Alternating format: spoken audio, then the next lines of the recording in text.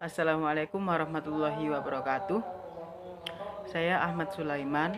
Nah, di sini saya akan mempresentasikan tentang bagaimana tata cara penulisan bad news. Untuk yang pertama ada strategi pengorganisasian pesan-pesan bad news. Strategi yang pertama menciptakan audience center tone.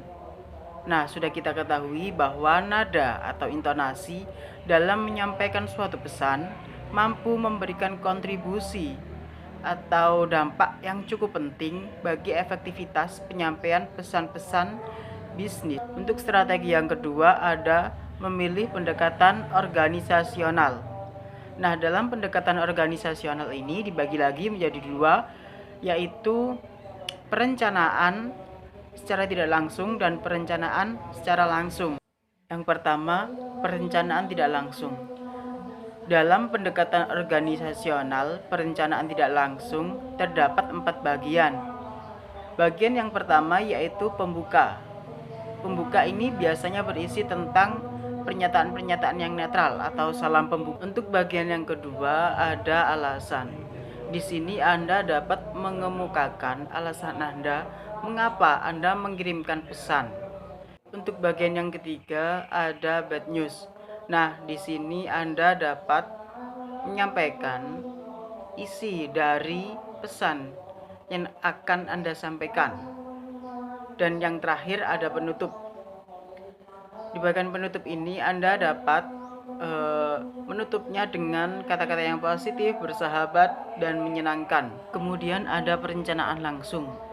Nah, di bagian ini sedikit berbeda dengan bagian-bagian yang ada di perencanaan tidak langsung. Untuk bagian yang pertama akan diawali dengan suatu pernyataan bad news.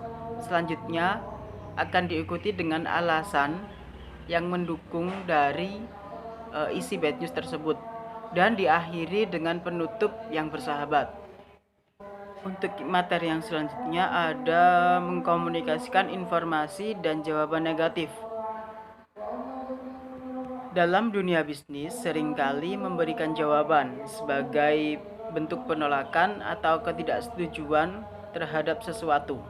Misalnya, ada kabar buruk atau bad news tentang produk, penolakan kerjasama, dan penolakan undangan. Jika kita tidak dapat memenuhinya, maka kita dapat mengirimkan pesan dengan cara pendekatan langsung dan pendekatan tidak langsung.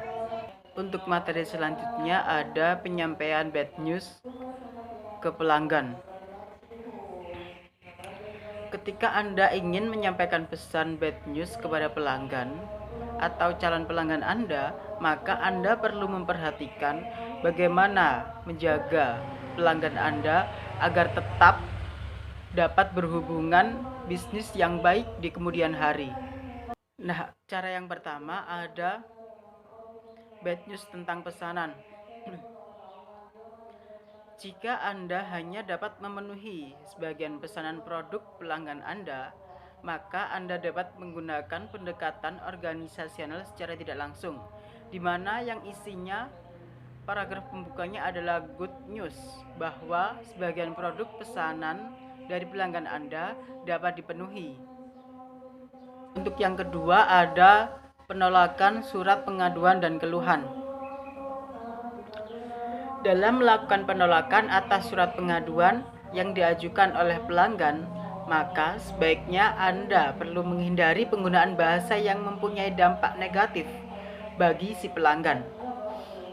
Untuk menjawab penolakan surat tersebut, maka Anda dapat menggunakan pendekatan organisasional perencanaan secara tidak langsung. Yang ketiga, mengganti produk. Dalam mengganti produk, Anda dapat mengirimkan surat kepada pelanggan disertai cara pemesanannya. Pendekatan yang dapat digunakan dalam hal ini adalah pendekatan organisasional perencanaan secara tidak langsung. 4 ada tidak memenuhi pesanan. Nah, jika Anda tidak dapat memenuhi pesanan pelanggan, maka Anda dapat menyatakan secara tegas bahwa Anda tidak dapat memenuhi pesanan dari pelanggan dengan cara pendekatan organisasional secara tidak langsung. Untuk materi selanjutnya ada bad news tentang orang. Nah, bad news tentang orang ini biasanya dipakai oleh manajer untuk menyampaikan pesan-pesan kepada karyawannya. Surat-surat ini biasanya disampaikan dengan pendekatan secara langsung. Untuk yang pertama ada penolakan menulis surat rekomendasi. Nah, dalam menulis surat penolakan, surat rekomendasi ini, Anda dapat menggunakan pendekatan organisasional secara langsung dan tak langsung. Tetapi ada hal yang harus diperhatikan adalah kemukakan alasan penolakan tersebut secara ringkas dan jelas. Yang kedua ada penolakan lamaran pekerjaan. Nah, dalam menulis surat penolakan lamaran kerja, ini ada dua macam. Yang pertama, untuk memberikan jawaban surat lamaran kerja yang memenuhi persyaratan, maka pendekatan organisasional perencanaan secara langsung dapat digunakan.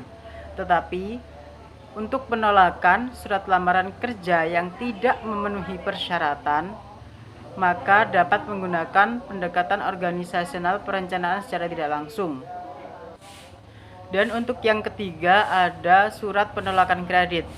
Untuk memberikan jawaban kepada pemohon kredit, maka Anda dapat menggunakan pendekatan organisasional perencanaan secara tidak langsung. Pada bagian awal, nyatakan secara netral, kemudian berikan penjelasan secara secukupnya, dan pada bagian akhir, Anda dapat menyampaikan kata penutup dengan hangat dan bersahabat.